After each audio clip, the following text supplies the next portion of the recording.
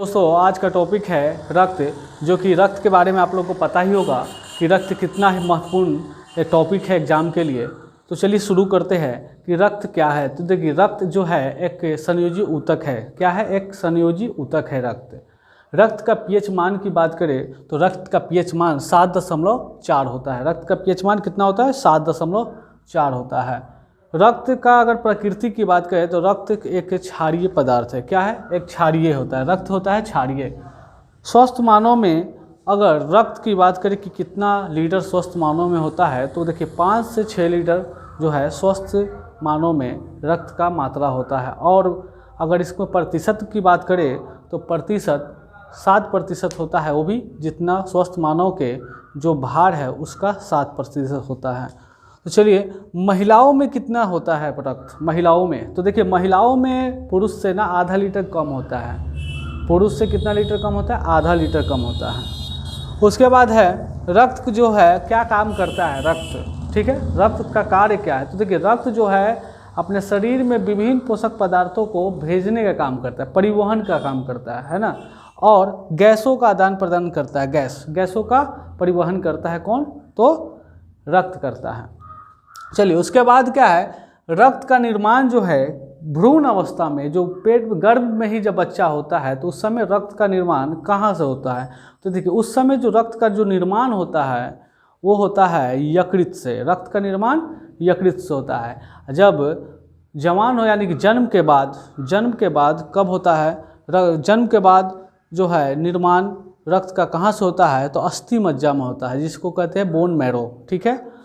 उसके बाद हम लोग बात करते हैं रक्त प्लीहा, है ना। रक्त का जो जन्म होता है कहाँ होता है? अस्थि मज्जा में होता है, यानी कि जन्म के बाद, ठीक है। रक्त प्लीहा यानी रक्त प्लीहा या तिल्ली में जमा होता है, जिसके कारण रक्त कहाँ जमा होता है?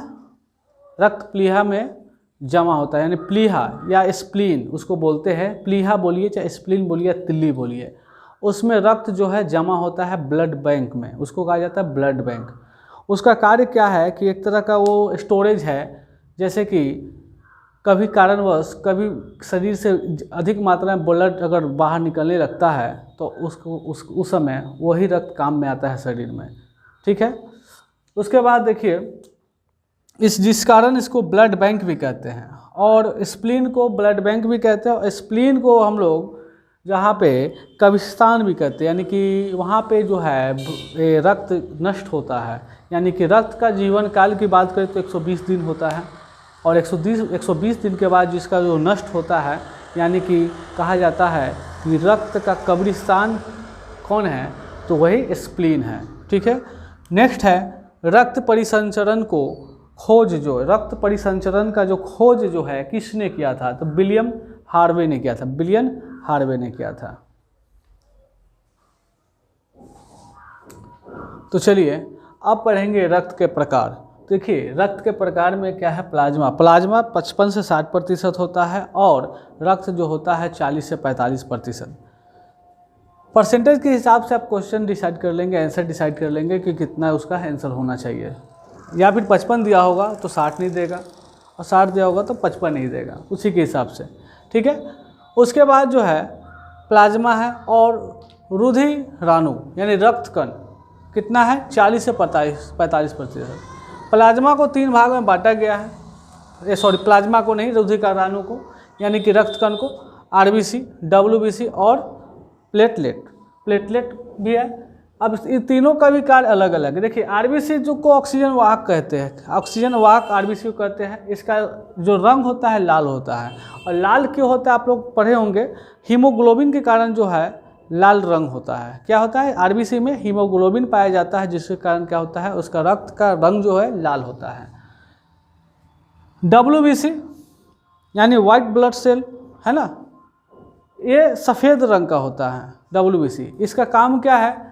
ये है रोग रोधक क्षमता, यानी कि शरीर में जो है रोगों से लड़ता है, ठीक है। और इसका जो कलर है सफ़ेद होता है। कलर सफ़ेद क्यों होता है ये भी सवाल है। तो इसमें हीमोग्लोबिन नहीं पाया जाता है, ठीक है। उसके बाद प्लेटलेट है। प्लेटलेट के बारे में बात करें तो प्लेटलेट का कार्य क्या है? तो रक्त को थक्का बनाने में मदद करता है। रक्त को थक्का बनाने यानी कि कहीं भी आपका शरीर से कट उठ जा रहा है तो आसानी देखिएगा रक्त का थक्का बनने में आपको समझिए 5 मिनट यानी 3 से 5 मिनट के समय में आपका रक्त का थक्का जम जाता है।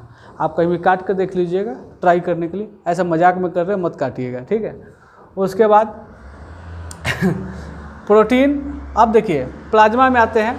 प्लाज्मा में जितना भाग है 55 से 60%, उसमें 90% जो होता है जल होता है, 90% जल होता है और 10% भाग जो होता है प्रोटीन होता है और कार्बोहाइड्रेट होता है। क्या होता है? प्रोटीन और कार्बोहाइड्रेट। कार्बोहाइड्रेट यानी भोजन। प्लाज्मा में पाए जाने वाले जो प्रोटीन होता है, जो प्लाज्मा में जो पाया जाता है जो प्रोटीन, वो जो है फाइब्रिनोजेन तथा थ्रोम्बिन होता है, जो कि यह रक्त को थक्का बनाने में काम करता है। जो प्रोटीन होता है उसमें क्या कौन होता है? फाइब्रिनोजेन होता है और क्या होता है? प्रोथ्रोम्बिन होता है। यह क्या करता है? रक्त को थक्का बनाने में मदद करता है। तो चलिए अब हम लोग पढ़ते हैं सेरम के बारे में। सेरम क्या है? तो देखिए जब रक्त प्लाज्मा में से जब फाइब्रिनोजेन नामक जो प्रोटीन होता है वो बाहर निकल जाता है और जो शेष बच जाता है, जो शेष रक्त बच जाता है, उसी को कहते हैं सेरम। जो शेष रक्त बच जाता है उसी को क्या कहते हैं? सेरम कहते हैं। देखिए सेरम का जो रंग है हल्के पीले रंग का होता है और इसका कार्य क्या है सेरम का? इससे ही बीमारियों की जांच होती है। सेरम के द्वारा ही होती क्या? बीमारियों की जांच होती है।